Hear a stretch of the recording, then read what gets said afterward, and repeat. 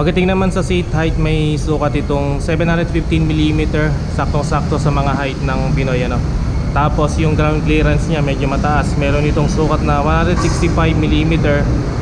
Then magaan lang naman siya, meron itong timbang na 146kg.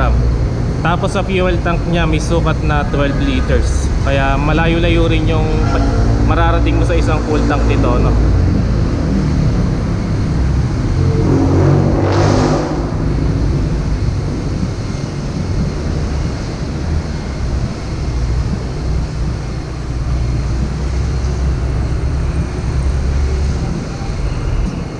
So pagdating nga sa fuel mileage, ito kaya nitong umabot ng 50.2 kilometers per liter.